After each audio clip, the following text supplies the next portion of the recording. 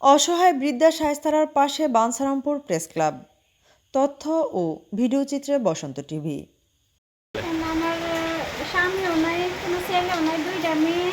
এখন আমার মা এমন অসুস্থ হয়েছে, মারে রেখে না কোনো কাজ করতে পারতেছি, মারে দেখবো না কাজই করবো। এখন একটু সহায়তা সবাই যদি করেন তাহলে ভালো হয়ে যায়।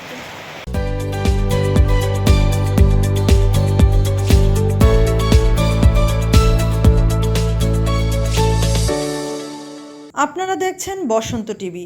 বসন্ত টিভি 24-এর চেতনায়। 1 মাস ধরে নিখোঁজ থাকা 70 বছর বয়সী মা শায়েস্তারা বেগমের খোঁজে পাগলপ্রায় ছিলেন মেয়ে আসমা বেগম।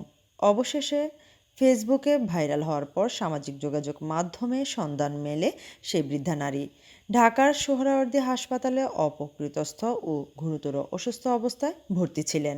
সোমবার রাতে মেয়ে আসমা তাকে অ্যাম্বুলেন্সে করে বাড়িতে নিয়ে আসেন।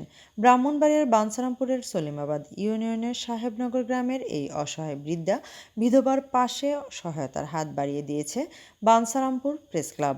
দুর্যোগপূর্ণ আবহাওয়া ও বৃষ্টির মধ্যেও 8 জুলাই মঙ্গলবার প্রেস ক্লাব সভাপতি মোল্লা মোহাম্মদ নাসির আহমেদ, সহসভাপতি ফয়সাল আহমেদ খান, সহসভাপতি আলমগীর হোসেন ও তথ্য ও প্রযুক্তি সম্পাদক সোহাইল আহমেদ সরাসরি বৃদ্ধার বাড়িতে গিয়ে চাল, ডাল, নিত্য প্রয়োজনীয় পণ্য সামগ্রী এবং নগদ অর্থ পৌঁছে দেন। এই মানবিক সহায়তায় পাশে ছিল বাঞ্ছারামপুর ইসলামী হাসপাতাল ও সেবা ডায়াগনস্টিক সেন্টার। ইসলামী হাসপাতালের ব্যবস্থাপনা পরিচালক মোশাররফ হোসেন রিপন জানিয়েছেন, ইসলামী হাসপাতালের নিজস্ব ফার্মেসি থেকে বৃদ্ধার যাবতীয় ঔষধ আজীবন বিনামূল্যে প্রদান করা হবে। সেবা ডায়াগনস্টিক সেন্টারের পরিচালক আব্দুর রব জানান, ভবিষ্যতেও বৃদ্ধার জন্য সহায়তার পরিকল্পনা রয়েছে। বিষয়টি জানাজানি হলে উপজেলা সমাজসেবা কার্যালয় জানায়, তারা বিষয়টি আগে জানতেন না। তবে বুধবার নগদ 5,000 টাকা এককালীন সহায়তা ও বয়স্ক ভাতা কার্যকর করার প্রতিশ্রুতি দিয়েছেন তারা। বৃদ্ধার মেয়ে আসমা জানান, আম্মার পুষ্টিহীনতার কারণে দাঁড়াতে পারে না। শরীরের পেছনের অংশে পচন ধরে ইনফেকশন হয়ে পোকা ধরেছে। উল্লেখ্য, 22 বছর আগে বিধবা হওয়া 70 বছর বয়সী শায়েস্তারা বেগমের এক ছেলে ও এক মেয়ে রয়েছে। তার সন্তানেরা প্রেস ক্লাবের এমন মানবিক উদ্যোগকে স্বাগত জানিয়ে সমাজের বিত্তবানদের প্রতি মায়ের চিকিৎসায় সহায়তার আহ্বান জানিয়েছেন। বাঞ্ছারামপুর প্রেস ক্লাবের এই মানবিক ভূমিকা প্রমাণ করেছে, দুঃসময়ে অসহায় মানুষের পাশে দাঁড়াতে এগিয়ে আসতে পারে একটি সংবাদকর্মীদের সংগঠনও। প্রথমে ফেসবুকে জিনিসটা আমি জানি যে এই বৃদ্ধা মহিলা বাঞ্ছারামপুর সাহেবনগরের যে তিনি হারা গেছে। তারপরে বাদম আমার একজনের কাছ থেকে আমি তথ্যটা নিয়ে সোয়াদি হাসপাতালে ফোন করে তারপরে এই মহিলার সন্ধান পাই।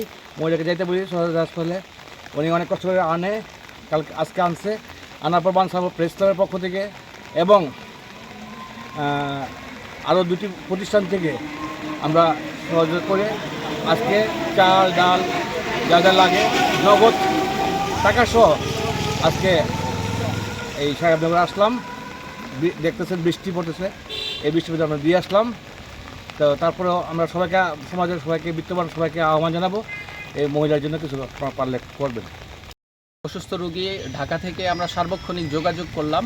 তারপরে উনি বাড়িতে আসার পরে আমরা সেবা ডায়াগনস্টিক সেন্টার, বাঞ্ছারামপুর ইসলামী হসপিটাল এবং বাঞ্ছারামপুর প্রেস ক্লাবের পক্ষ থেকে আমরা যতটুকু সম্ভব ওনার জন্য এখানে বাড়িতে পৌঁছে দিয়ে গেছি।